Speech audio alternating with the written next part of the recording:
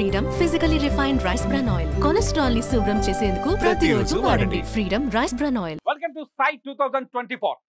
తంబళ్లపల్లె అన్నమయ్య జిల్లాలో కీలకమైన నియోజకవర్గం. వైసీపీలో కీలక నేత పెద్దిరెడ్డి కుటుంబం నుంచి ఇక్కడ ప్రాతినిధ్యం ఉంది. కానీ ఇక్కడ టీడీపీ కూడా బలమైన కేడర్ ఉంది.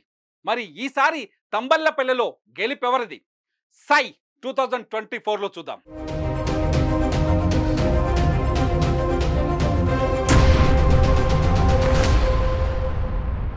ఇప్పుడు మనకున్న సమాచారం ప్రకారం తంబళ్లపల్లె నియోజకవర్గంలో మొత్తం ఓటర్లు 2,16,494 మంది ఉన్నారు.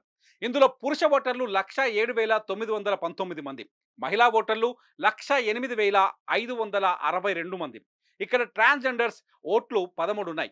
వేరుశెనగ, మొక్కజొన్న, వరి పంట ఎక్కువగా పండించే తంబళ్లపల్లెలో రెడ్డి, మురుసుకాపు, బలిజ కమ్యూనిటీలు బలంగా కనిపిస్తాయి. ఈ మూడు కమ్యూనిటీలు ఎటువైపు ఉంటే వాళ్లే విజేతలుగా నిలుస్తారు. అయితే రాయలసీమ ప్రాంతానికి వస్తే సామాజిక వర్గంతో సంబంధం లేకుండా రాజకీయ వర్గంతో సంబంధం ఉంటుంది ఇక్కడ. దీంతో ఇక్కడ ఓటరు ఎవరి వైపు ఉన్నాడు అన్నది బిగ్ మ్యాటర్గా మారిపోతుంది. 2019లో తంబళ్లపల్లెలో ఏం జరిగిందో ఓసారి చూద్దాం. 2019లో తంబళ్లపల్లె వైసీపీ ఖాతాలో పడింది. 2014లో ఇక్కడ టీడీపీ విజయం సాధించిన వైసీపీ వేవ్లో తంబళ్లపల్లెలో ఫలితం మారిపోయింది. తంబళ్లపల్లె ఎన్నికల చరిత్రలోకి వెళ్తే ఒక కాంగ్రెస్ 6 సార్లు, టీడీపీ 6 సార్లు గెలిస్తే ఓసారి వైసీపీ, ఓసారి స్వతంత్ర పార్టీ, ఇండిపెండెంట్ మరోసారి గెలిచారు. గత ఎన్నికల్లో పెద్దిరెడ్డి ద్వారకానాథ్ రెడ్డి 46,938 ఓట్లతో భారీ మెజార్టీని సొంతం చేసుకున్నారు. పెద్దిరెడ్డి ద్వారకానాథ్ రెడ్డికి ఇక్కడ మొత్తం ఓట్లు 105,444 వచ్చాయి. మొత్తం ఓట్లలో ఇవి 59.48%. ఆయన సమీప ప్రత్యర్థి శంకర్ యాదవ్కు అప్పుడు 58,506 ఓట్లు వచ్చాయి.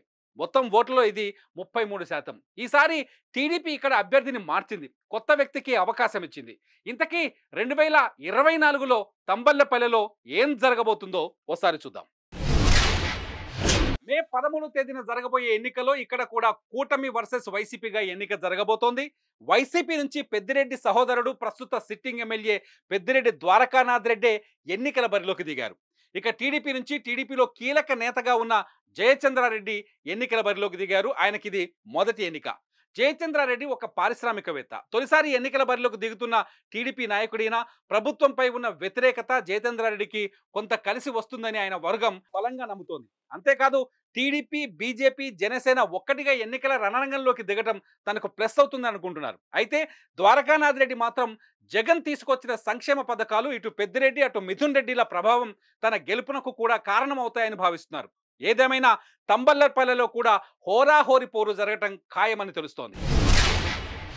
సై 2024లో మరో నియోజకవర్గంతో మళ్ళీ కలుద్దాం. సుమన్ టీవీలో మీ పర్సనల్ అండ్ బిజినెస్ ప్రమోషన్స్ కోసం కింది నెంబర్కి కాంటాక్ట్ చేయండి.